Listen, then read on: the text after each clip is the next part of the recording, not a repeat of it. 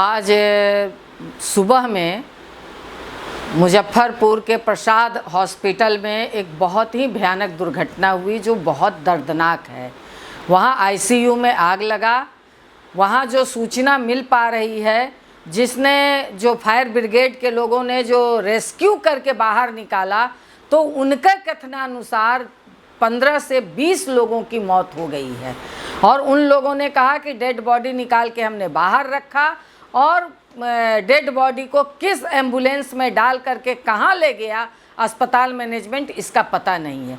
तो आप समझ सकते हैं, कुछ लोग बता रहे हैं कि एक भी आईसीयू के पेशेंट नहीं बचे। तो ये जो दर्दनाक हादसा है, ये बिहार के अंदर आप समझ लीजिए कि कुकुरमुत्ते की तरह प्राइवेट अस्पताल पैदा ले लिया है और इस अस्पताल पर सरकार का कोई नियंत्रण नहीं है। पता नहीं क्यों, क्योंकि सरकार इस पर कोई नियंत्रण करना नहीं चाहती।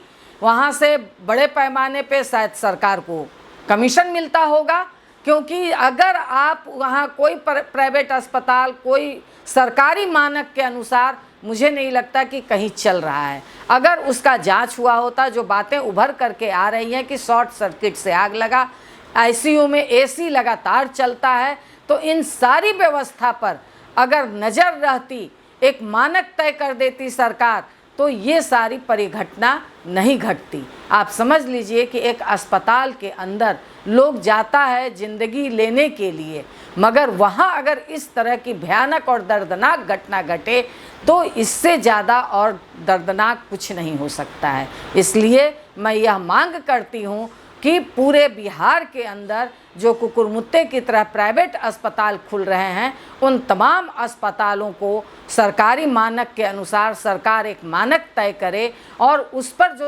अस्पताल खरे उतरते हैं उसी अस्पताल को मान्यता दी जाए। अन्यथा इस तरह की ज़िंदगी मौत का खेल हमारे बिहार के अंदर बड़े पैमाने पे चल रहे हैं।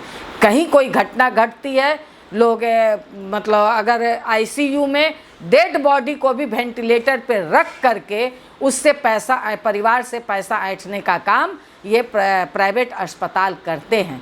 मधुबनी के अंदर जो जेसीबी के जरिए गड्ढे खोदे जा रहे हैं, उसमें भी 5 बच्चों की मौत हो गई है।